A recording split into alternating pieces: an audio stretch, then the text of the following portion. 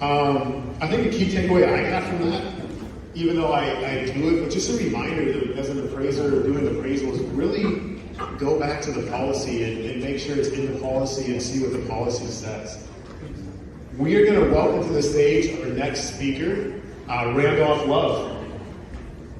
Round of applause.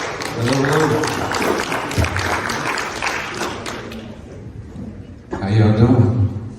Good. Amazing. I truly believe that all truths are parallel.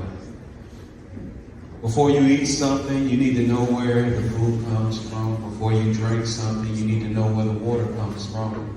The same goes when you're talking about the information that you're consuming. All right, so just so you know, my name is Randolph Love III. Yes, I am a licensed and bonded public insurance adjuster. That's the loophole that I used to get on stage, right? But prior to being a licensed and bonded public insurance adjuster, I was a State Farm agent. After hours, I did that for about 8 years. And every time I tell that to people here at this conference, they act as if I just told them my dog just died of cancer. They say, I'm sorry to hear that. And you know, it's all good, man. I got a love-hate relationship with them because they taught me a lot, I learned a lot, and I was able to use what I learned to the benefit of insurers, all right? I am a chartered financial consultant. I am a chartered life underwriter. I am a chartered property and casualty underwriter, and I'm a Federal Life Management Institute. Most people take on average about 3 to 5 years to earn each designation. I earned all of my designations in a matter of 9 months. It's because we all have certain things that we're good at and certain things that make sense to us. Financial services and insurance, it just makes sense to me. I'm a registered pre-licensing and continuing education provider with the Florida Department of Financial Services. I've taught over 1,000 students in the past 12 months, from agents, from public insurance adjusters, from independent adjusters, staff adjusters, right? I provide training and consulting for corporate and federal, state, and local governing agencies. I assist individuals and business owners with effective tax minimalization wealth strategies. I have over 14 years experience in the insurance and financial services industry, and I am a franchise consultant with the Franchise Consulting Company. All right? And all I do is I apply all of that stuff in order to help people out. And once again, now that you know the source of information, let me get to the information. But I'm going to dare to be different today and proudly proclaim I am not an attorney, right? Which is different than most of the people who got on this stage. And this is information, not advice. Take it as you will, all right? So, has anybody ever heard of ClickFunnels? Maybe you're into marketing, all right? So ClickFunnels is owned by somebody named Russell Brunson. It's a $500 million company. One of my mentors and business partners who I meet with at least once a month, and the person who taught me this is Russell Brunson's father, Ross Brunson. And when I first met Ross, he told me, he said, once again, all truths are parallel. He said, us as humans, we hate to be inconvenienced. We want to live, but we don't want to be inconvenienced by the rain. We don't want to be inconvenienced by the snow. We don't want to be inconvenienced by hail. So what did we do? We built a structure to protect us from those things, right? But we didn't just build a big one-room structure. We created different compartments inside of that structure that had different functions. You got a kitchen that you cook in. You got an entertainment room that you entertain in. You have the bathroom that you relieve yourself in. You have a bedroom that you sleep in. You're not going to use the restroom in the kitchen, right? You're not going to cook in the bathroom. You're not going to entertain somebody in your bedroom. I mean, I guess depending on who you're entertaining, right? But you get what I'm saying. Each room has its purpose. The same is for business entities, all right? Most people who are knowledgeable and who probably had the right consultation with them, they have the right side of this structure, the operations, the business structure, the planning of it, right? Anybody ever heard of an LLC? Yes, it's a limited liability company. Now, a limited liability company is great because what I like about financial services, and one of the reasons that I was able to pass all of these exams so quickly is because it's very important information, but they're not that creative when they come up with the names. The names tell you exactly what it does. A limited liability company is a company that limits your liability. What it doesn't do so well is mitigate your taxes effectively. So yes, if you're doing business with the general public, making active income, and your business does something that it might be considered liable, this is going to limit your liability to what you have in the business to where it won't adversely affect your personal assets. But once again, it's not so good with taxes. So anybody ever heard of a single member LLC? Single member LLCs are great, but once again, it's treated like a pass-through entity. So what Ross taught me was, instead of having a single member LLC that has your personal name on it, what you should do is have a single member LLC that's owned by a holding company. A holding company that does no direct business with the public, and this holding company is going to be an LLC treated as S-Corp.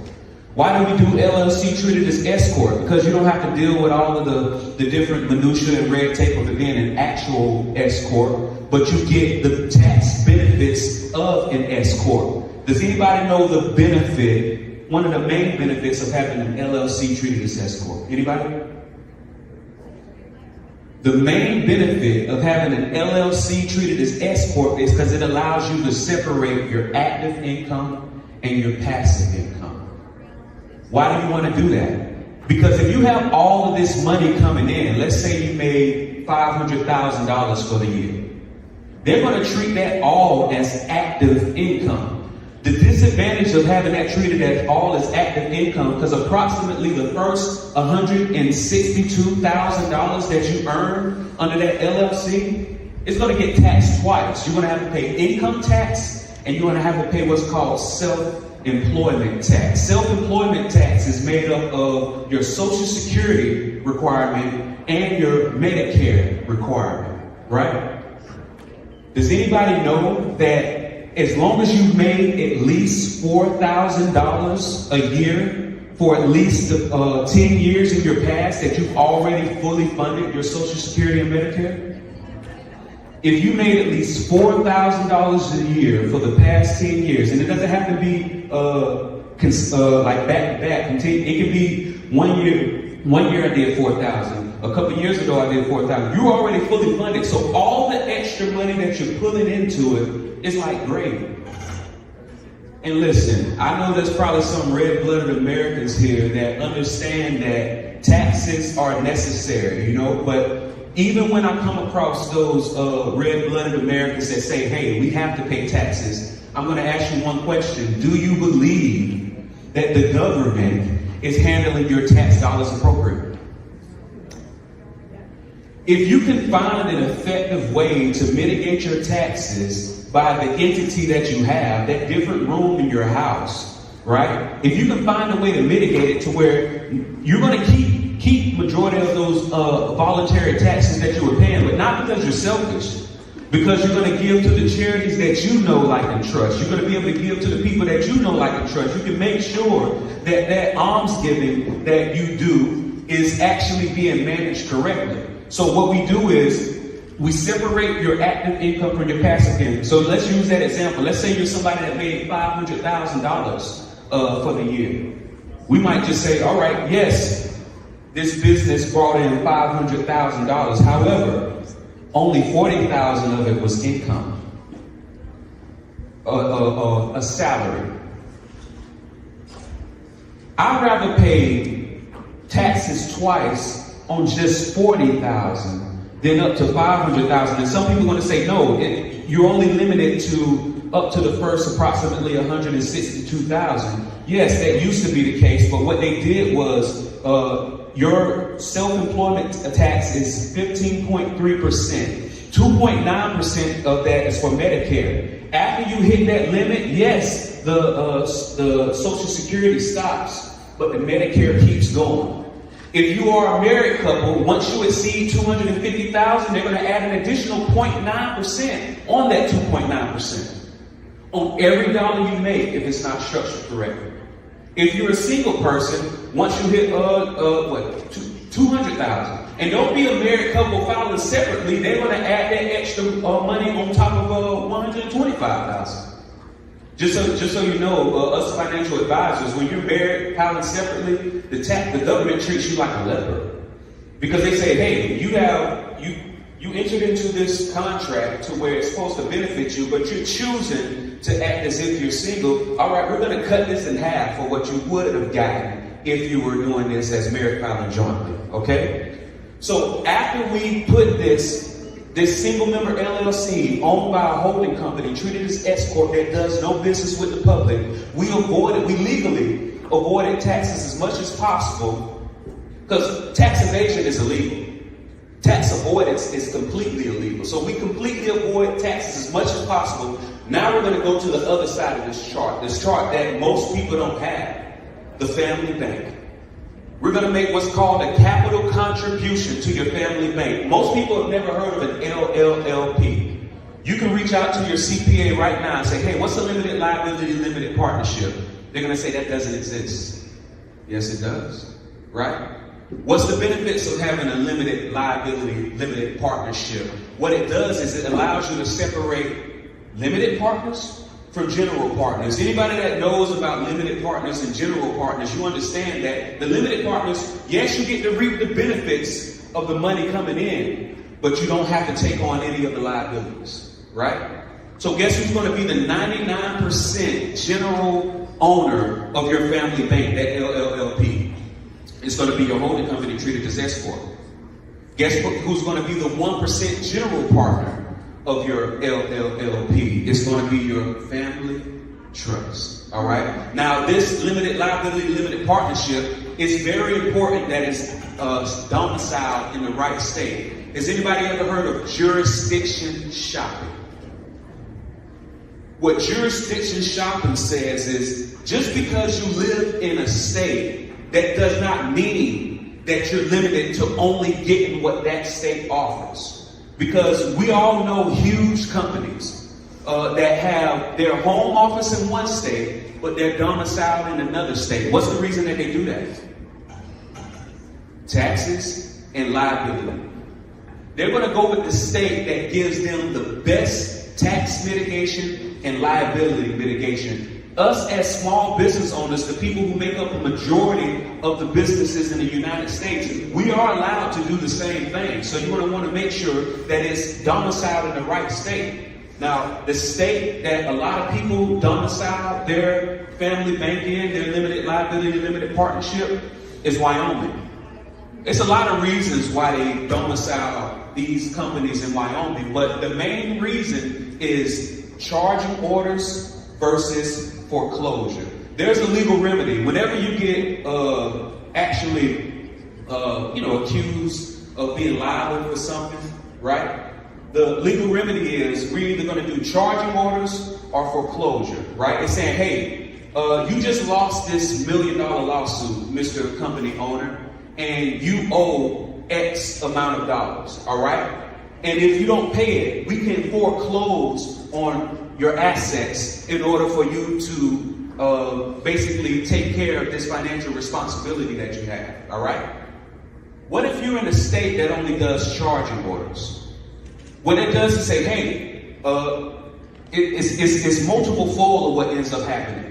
If somebody wants to sue you, they're going to go to their attorney, and their attorney, if they're able to find it, because another benefit of domiciling your business in Wyoming is your name isn't publicly on it. Your address isn't publicly on it, right? But let's say that they do find your company that's domiciled in Wyoming, right? Soon as the attorney sees that, if they know what they're doing, they're going to go from working on contingency to say, hey, you need to pay a retainer. I got a lot of attorneys in this room. What's the reason that you would only require a retainer than contingency? You don't know if you're going to win the case. Matter of fact, you might know for a fact that even if you win, there's nothing that's going to basically make somebody required to pay that money out, right? And here's the thing. Now you get what they call another chance to negotiate. We had a lot of negotiation talks here today. So what you're able to say, let's say that somebody does pay an attorney on retainer, right? And let's say that they do win this judgment against your company. That's when you can go back and say, hey, my bad, right? I was liable. But here's the thing. You understand that my business is domiciled in Wyoming. And you understand because it's domiciled in Wyoming, the judge was only able to issue a charging order. And you understand because it's domiciled in Wyoming and the judge was only able to issue a charging order that I don't have to take any distributions from my company. I can borrow from my company forever if I wanted to. And that's not considered a distribution. So that being said, yes, you just want $1 million judgment, but if you're willing to sign a release, let's settle for like $100,000, right? Once again, it's all about knowing how you do this. Now, a lot of you probably get to the age where your wife is budgeting you to try to create some type of estate plan. The benefit of having your holding company treated as S corp, be the single member owner of all your active income producing LLCs and your limited liability limited partnership, domiciled in the right company, being the single member owner of all of your passive income entities. What we do is not publicly, but in your operating agreements, convey the ownership to your family trust. What that just did is not only did it mitigate your liability, because here's what happens. All of y'all are probably super protected if your business harms somebody. What if you're driving down the road one day and you hit a car and a baby dies? And now you personally are now liable probably for $1 million plus. That just crumbled your entire thing. Because yes, even though if your business did something wrong, the way you have everything set up, if you do something personally, that just crumbled your whole cookie, right? So what we do is, not only do we have a lot of the entities that have inherent liability, such as land, and what I mean by inherent liability, even if you own a piece of land, if somebody comes into your land, trips and falls, you could potentially be liable, right? So you want to make sure that all of your inherent liabilities are owned by your family partnership. But guess what else we're going to make the owner of your assets? Your savings account is going to be owned by your limited liability limited partnership. Your other assets are going to be owned by your LLP. Your life insurance policies are going to be owned by your LLP. So guess what? If you ever get deposed and say, hey, Mr. Johnson, do you have any savings accounts? No. Do you have any bank accounts? Any checking accounts? No. Do you have any other assets owned by you? No. And you could say that because you as an entity, a person, do not actually own those. The other entity does, all right? So not only does this limit your liability, not only does this structure mitigate your taxes, but it also sets it up to where you can avoid probate. Because the reason why probate exists for a multitude of reasons, but what ends up happening is a dead person cannot sign agreements. So when a person owns all of these things, let's say your husband owns all of these things, or your wife owns all of these things, and then they die suddenly, who's going to sign for it? Because even though you're married, if you do not have a financial power of attorney in place, if you do not have a medical power of attorney set up, you can't make these moves. Because what happens if your husband is incapacitated? And now you need to access his qualified retirement account. You're going to say, hey, my husband was just involved in an accident. He's incapacitated. We're going to have to move him to another facility. In order for me to move him to this other facility, I need to get to this money. That's when your husband's financial advisor is going to say, oh, okay, I'm sorry to hear that. So just send me the death certificate, and then what I'm going to do is I'm going to get all this set up. He's like, no, I'm sorry, you didn't hear me correct. He's not dead. He's incapacitated. And then it's when he's going to say, oh, so do you have the durable financial power of attorney? No, what do you mean? We're married. Well, I'm sorry, unfortunately, unless he's dead, you don't have access to this. And then you're going to have to go through this whole process in minutia, all right? So this is the structure. If you want like, more details on how this structure is set up and talk more about it, please text Legacy 24, no spaces, no dashes, to 904-822-4262. Legacy 24 to no spaces, no dashes, to 904-822-4262. All right, so let me get into this part. All right, so a lot of you are getting close to Social Security, or you're probably already collecting Social Security. And I'm going to say something, and I don't know if this is still true with our generation or not. I work with a lot of people who are 60 plus years old, and they had no idea that their Social Security was going to get taxed. Is there anybody here that did not know that you're going to get taxed on up to 85% of your Social Security? It's going to happen if you don't have your income coming in the right way. So I want to do a trivia question. Here's two different married couples. One, and we're going to do $500,000 in investments. Now, I know some people in here, y'all earning $500,000 plus a year. But so if you're earning more than this, extrapolate higher. If you're earning less than this, extrapolate lower, okay? So here's the trivia question. Both married couples have $500,000 in investment. Both of them draw approximately 5% from their investment accounts. The investment accounts have an average return of 6% and inflation adjustment of 3%. So that 5%, they're both taking out $25,000. They're both getting a return of $30,000. And they both have that inflation adjustment of 3%. And they're all the same age. However, at the age of 78, John and Mary have a negative $12,143. However, Joe and Donna have $1,132,964. Does anybody know how that happened? It's because they had their money coming to them in the right way. All right? Who's the worst business partner? What if I told you, I think I heard somebody say that. What if I told you, Angela, let's go into business together. But I want you to come up with all of the ideas. I want you to form all the right business relationships. I want you to reply to all the emails. I want you to fill out all the forms. I want you to sweat and bleed to get this business built and big. And then once we're ready to get out of it, I will have. Is that a good business partner? Who did I just describe? Government? Absolutely, that don't. Right? So I'm probably about to, touch some nerves.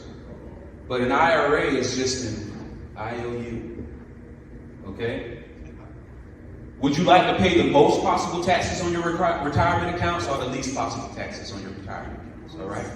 There's a lot of you have 401ks, a lot of you have IRAs, 403bs, all the deferred comp plans. All right. So I'm about to explain how that works. Okay. This person, that first couple, how they ended up broke was they had to do what's called required minimum distributions. Now, some of you feel like, all right, I'm about to be real smart. I got all of this money over here, but I'm going to keep these accounts that charge me taxes. I'm not going to even pull from it.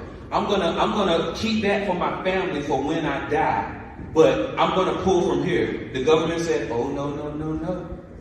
We can't let you do that. Once you hit the age of 72, we want you to have what's called required minimum distribution. And what is that doing? That's causing taxable income to come into your situation each year. And because you have that taxable income coming into your situation, it's causing your Social Security to be taxed. So total taxes on the required minimum distribution withdrawal is $164,337. The taxes paid on the growth from the reallocated, because once you take it out, you're going to put it somewhere. Now you're going to pay approximately $67,338. The taxes paid on the remaining required that retirement account is $106,665, and that comes to a total of $338,339. Or once you know better, you do better. You rip the Band-Aid off. You go ahead and take care of the tax obligation. Because here, y'all probably run into a lot of people that say they're going to help you pay $0 in taxes once I meet you. My goal is to get you there legitimately, but when I first meet you, we're gonna have to rip a Band-Aid off, all right? So using that $500,000 example, I'd rather you pay $125,000, rip the Band-Aid off and get it in the right vehicle than keep prolonging it. And once again, we're just doing this off $500,000. Some of you have a lot more money, so just extrapolate higher, okay? So you got a crossroads. And this is how it works. So what I'm going to do is I'm going to show you how I help people do that. So first I need to ask, is there anybody here who hates when people find legitimate ways to avoid taxes? You hate it. What's the reason you hate it? Oh, legitimate ways. Listen, I appreciate that. Here's the thing. Don't be so sure of what you want that you wouldn't accept something better. A lot of you want everybody to pay, quote unquote, their fair share of taxes. What if I can tell you that you can learn how to do what they're doing? Right? Is that not better?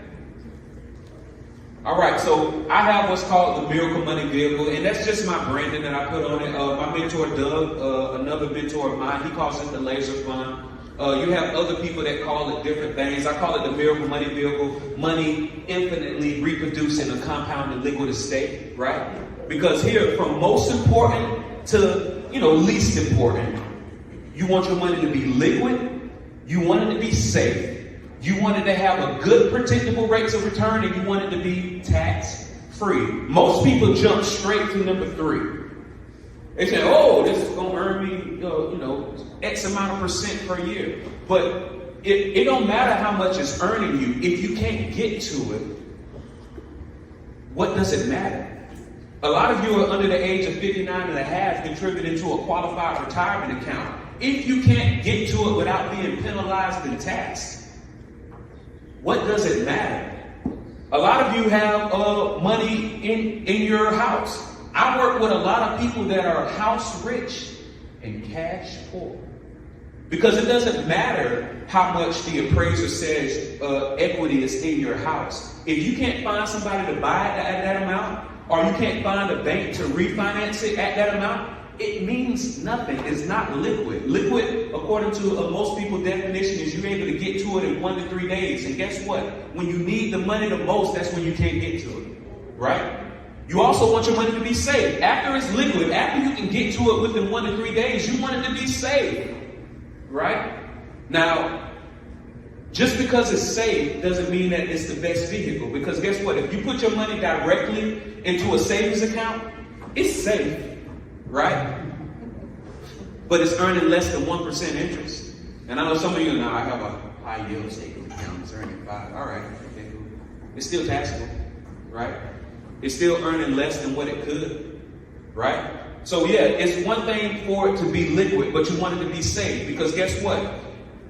I don't even have to see any of your 401ks or your 403bs or any of your qualified retirement accounts. But I can tell you right now, if you were to print out your performance from when you first started it to now, your principal has been dropping an average of 30 to 40% every 3 to 4 years. I can tell you that right now. I can bet you any amount of money, if you do that, it's dropping 30 to 40% for the past every 3 to 4 years. And the reason why it seems like it's growing is because you're actively contributing to it. Talk to anybody who's left a job that they stopped contributing to it and tell me if it's still growing. It's not, right? The only reason it's growing is because you're actively contributing to it. So yes, you want it to be liquid.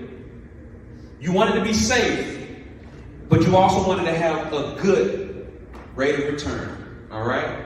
Now, once again, if you got it in a savings account, it's earning less than 1%. Average inflation is 3% per year. Now, we've been dealing with hyperinflation. But let me tell you, if you have $100 in a savings account that's earning less than 1%, and inflation, which is the cost of the goods that you need in order to survive, is going up at least 3%, is your money worth the same, more, or less a year later? Less. Because you can buy less with it. Who ever heard the story of the talents in the Bible, right?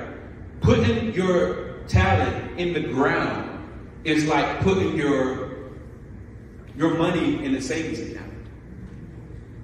You're not creating a current. Money, words aren't an accident. Money is called currency for a reason. It's meant to keep moving. What happens when water stops moving? It becomes stale. Are you going to drink stale water? Do you want your master to return and say, you wicked? Like, that's the word. You just called me wicked. I tried to save the money for you, right? It's a lot of people who are called talented. That's where that comes from. Money used to be called talented. I know a lot of talented people, but they're not monetizing, right? You need to make sure that it keeps moving, and you need to create your own current. Now, once you got it in something that's liquid, once you have it in something that's safe, once you have it in something that has good, predictable rates of return, now you want it to be tax-free. Because what's the point? I can get to it.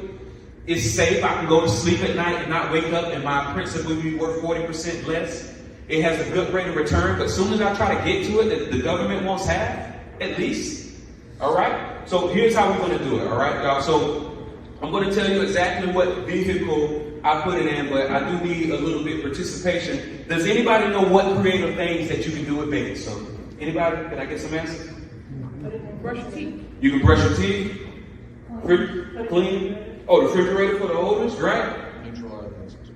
Say what? Neutralize acid.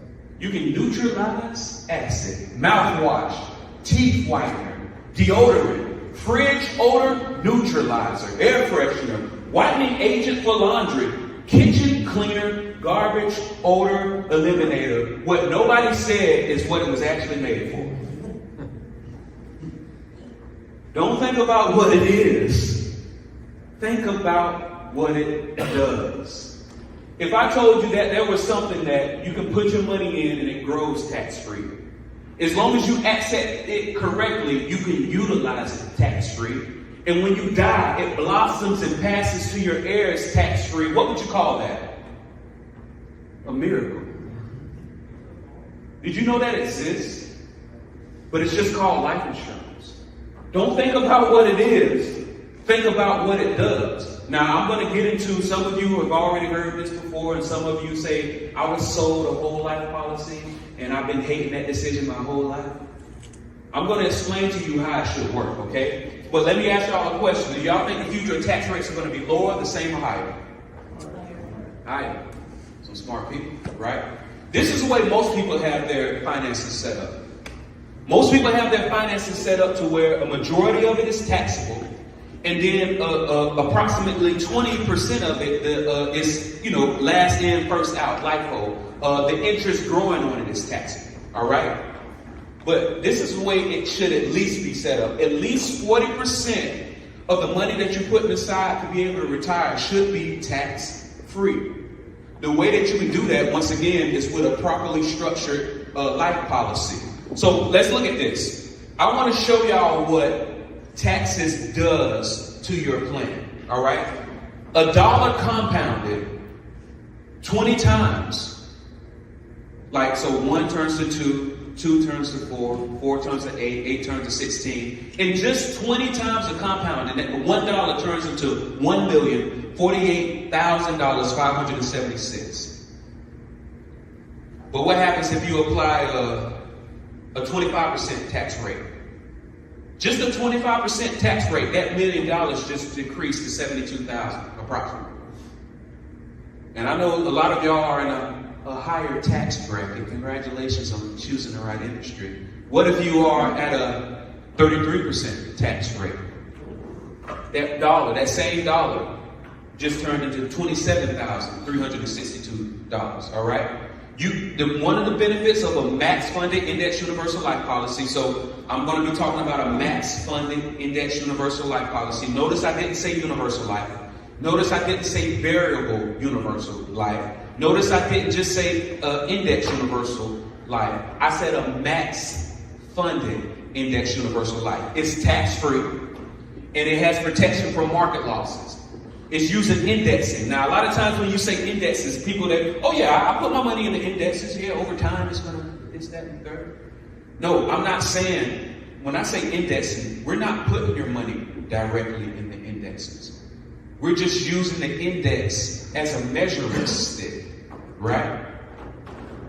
What are Warren Buffett's 2 rules of investing? Don't lose money. Y'all see what number 2? Don't forget rule number 1. So we've already talked about this, and I'm about to say something to y'all. And once again, if you go to my YouTube channel, Florida Wealth, you will see me having workshops with people who are 65, 75 plus years old. And when I tell them this is the first time that they ever realized it. So if your money that you have into an investment, if it goes up 50%, cool, right? If it drops 50%, all right, we don't want that, but it did. It goes back up 50, okay, you just broke even. It drops 50, dang, it goes back up. According to this, you just broke even, correct? Wrong. So let's use $100,000 as an example, okay? Let's say it's 2 different people that has $100,000. One has their money put directly into the market. The other has their money in a life policy that's using the market as a measuring stick. If the market drops 50%, what's 50% of $100,000? $50,000. So if the market drops 50%, that person that has their money directly in the market just lost $50,000. They're at $50,000. The person who has their money in a life policy, they didn't earn nothing that year, but because it's in a properly structured, max-funded life policy, they didn't lose nothing that year. So these are 2 different people. One still has $100,000, the other has $50,000. Let's say the market goes back up 50%. What a traditional financial advisor will tell you is that you just broke even. And either they don't know or they don't care to tell you the truth. What's 50% of 50,000? So if the market dropped 50% at 100,000, you just lost 50. But if it goes up 50% at 50,000, all you just earned was 25,000. You're still 25,000 in the hole. So these are real numbers, right? Some of y'all are, very good and into investments. These are the real numbers from January 2000 to March 2020. All right. So using what I just taught you, because in order to break even after you lose 50%, you actually have to gain 100%. Whatever you lost, you have to actually do double in order to break even. So let's look at this. In January 2020, the market went up 8.97%. But then over the next 3 years, there was a loss.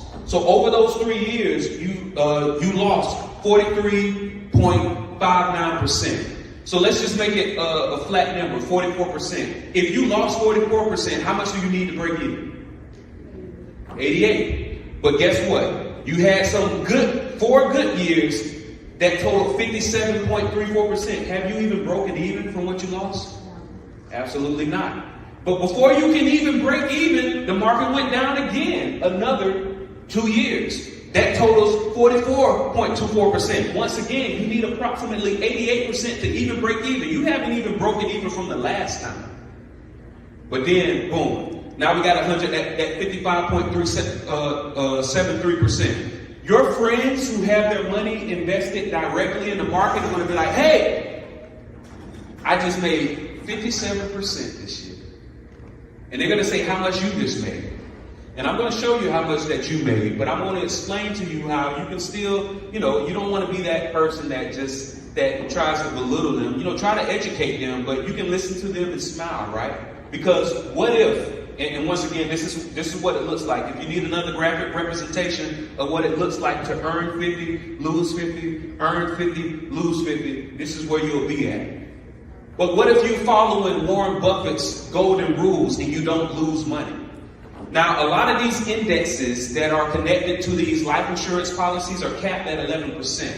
And that's why a lot of people don't put money in life insurance policies, because they say, hey, why would I cap myself voluntarily at 11% when I could be earning way more money in the market? I just showed you.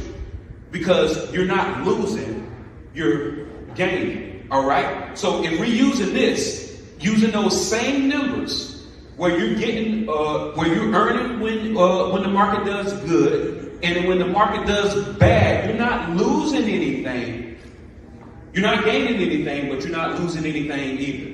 All right. So I'm going to show you real numbers. And for anybody that don't know, please take a picture of this. This is how you determine what your return on investment is.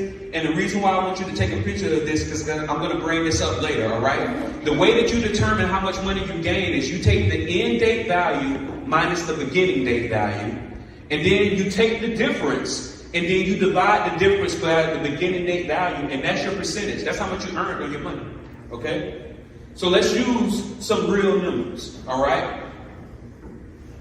In February of 2019, the market was at $2,779.83. And then the following year, it went to $3,370.29. So that's a difference of $590.46.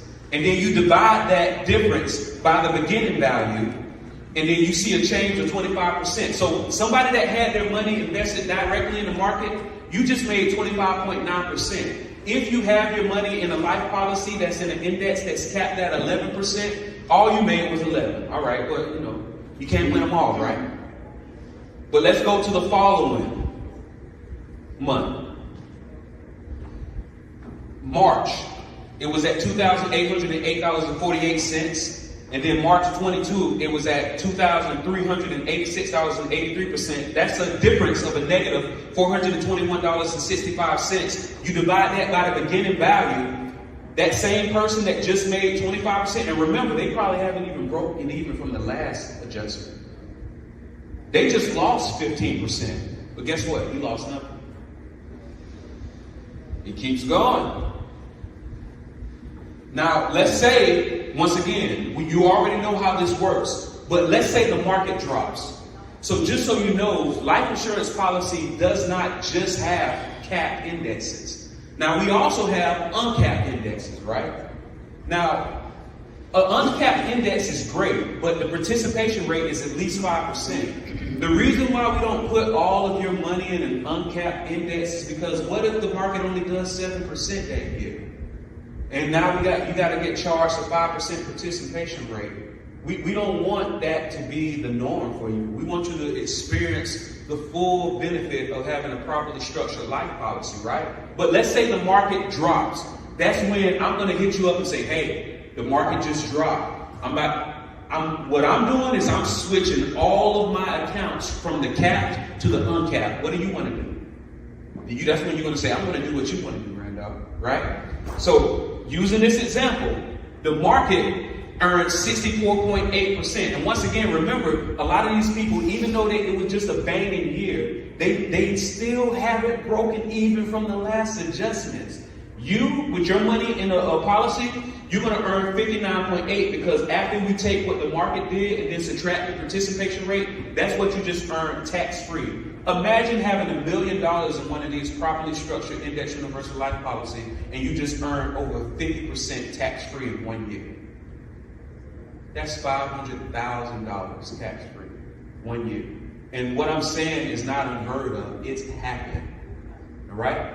But once again, this is not your fault, man. We all have our own genius, right? Sean is great at handling claims. Public adjusters were great at taking care of the duties after a loss. Mr. Ziani out there, he's a genius at making suits. We all have our own genius. If you didn't learn this until today, it's not your fault. You all got financial advisors. You all got insurance agents. You all have bankers. And there's only one of two reasons why they never told you this. Does anybody know? Either they didn't know or they didn't care to tell you. Which one do you prefer? So once again, you wanted the three greatest strengths. This is tax-free. You have protection from market losses and you have access to your money. Now, one thing that deters people is because they don't have the education or they have a negative connection to the term borrowing. But you want to borrow money instead of withdraw it. There are three ways to get money out of a life policy. The sad way, the dumb way, and the smart way. The sad way is you put up $100 and you get $1 million policy and you get hit by a bus the next day. You just got money out of the policy. It's a good return on your investment, but it's a sad way to do it. right? That's the sad way. What about the dumb way? The dumb way is to go and surrender your policy or withdraw money. Some people, you probably were dealing with the wrong financial advisor and they put you in a whole life policy. And remember, insurance, they're not that creative. The reason why they call it a whole life policy is because you're paying for it your whole life. The way I structure these max funded index universal life policy, you're done paying within 4 to 5 years, right? But let's say you want to get out of that, instead of just, and once again, I'm not going to, if you decide, I'm going to mention what's called a 1035 exchange. A lot of you are familiar with 1031 exchanges when you come to real estate, but just so you know, don't feel bad if you got like a whole life policy or index policies that aren't structured correctly.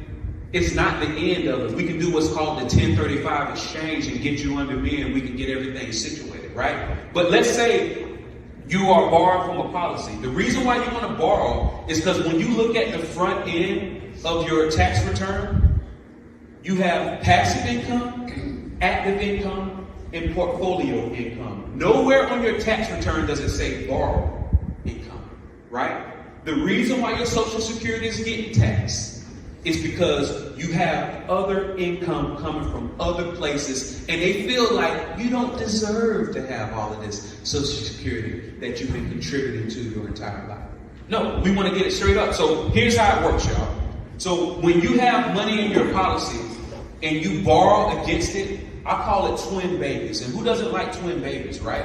Because what happens is when you borrow money out of your policy, you're not actually borrowing your money. They're using your money as collateral to give you other people's money.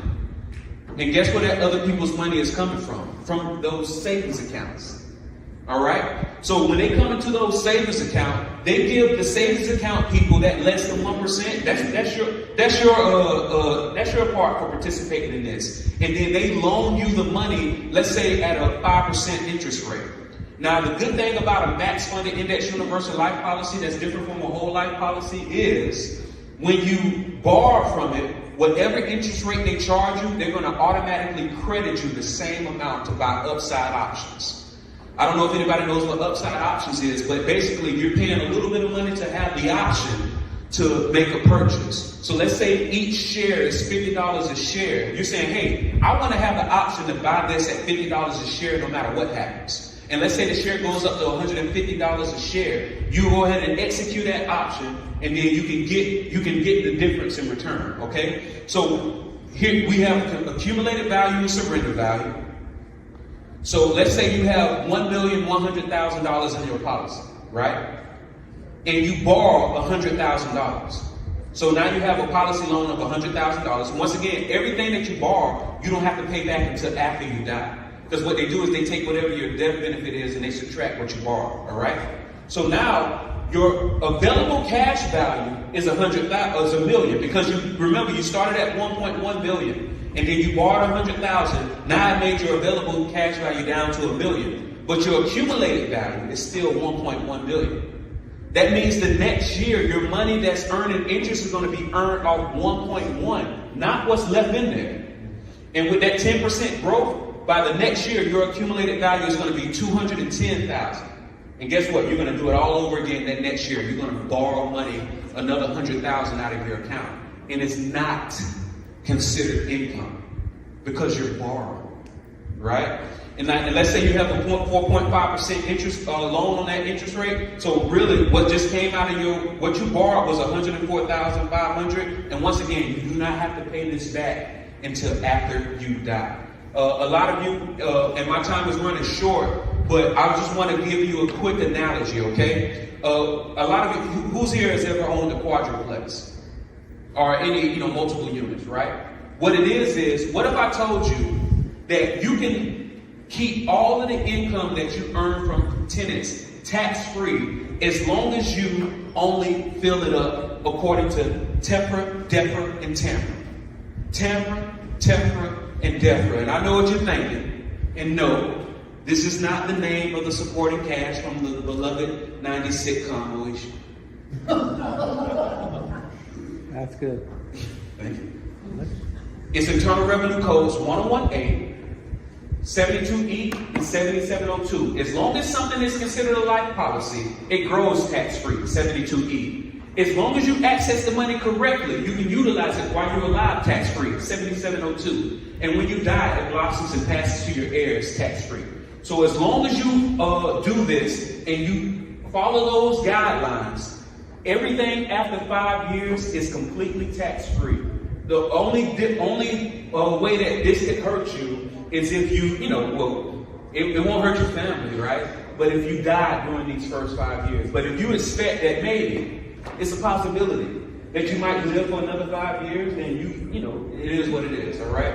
And this is just another visualization of how it works, right? And take this picture, because the benefit of having a whole life policy, you get that 2% floor, you get that no lapse guarantee, but it's strict, it takes longer to fund, the borrowing interest is not credited, it's designed primarily for death benefit, and typically a fraction of the net internal rate of return. Anybody here that has a whole life policy, what I want you to do, that screen where I showed you how to figure out the difference of how much money you earned in the stock market, I want you to take all the money that you put into your whole life policy today, and then I want you to take how much money that you have in cash value, and I want you to do that same algorithm to determine how much you earn. The only way that you can earn 5% is if you started your whole life policy when you were 30, and then now you're 90 years old. That's the only way that you're going to get an internal rate of return of 5%. I'm telling you, I've never seen any of your whole life policies. I've never seen any of your 401ks, but I know exactly what it looks like, all right? If you have a properly structured max funded index universal life policy, you can be averaging that 8 to 11% every year. And I just told you what a 1035 exchange, and I'm going to close with this. Has anybody ever seen a Chrysler 300? I mean, I love the Chrysler 300. I remember when I was a kid, I grew up in a low middle class neighborhood. The Chrysler 300, whenever it would pass by, we would stop what we were doing, we would watch it pass by, and we would say, that looks just like a Bentley. That looks just like a Bentley. Until one day when I grew up, I'm walking in a parking lot, right? And not only did I see a Chrysler 300 and a Bentley parked right next to each other, they were both back then and they were both the same color. It was at that very moment that I said a Chrysler 300 looks nothing like a Bentley. Listen, I've taught this and told this to multiple people, and I've had multiple people tell me that. I've had multiple people try to explain this to me, and you're the first person that made it make a little sense. All of y'all know somebody that has a life insurance license. And y'all gonna reach out to your sister, your brother-in-law, your niece, your nephew, and say, hey, I finally understand. I want you to set me up one of those IULs. But I'm gonna let you know, IUL is just a tool. It's just a tool. If I told you that you can either get Tiger Woods or Phil Mickelson's club or their golf swing, which would you take? It's about the swing, not about the tool. Listen, a Chrysler 300 is a great car. It can get you from A to B, but wouldn't you rather be in a Bentley?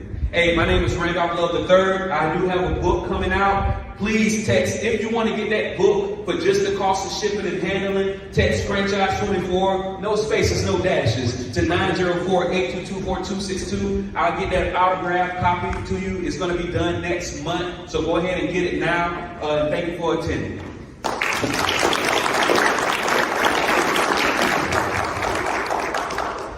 Great presentation, Randolph.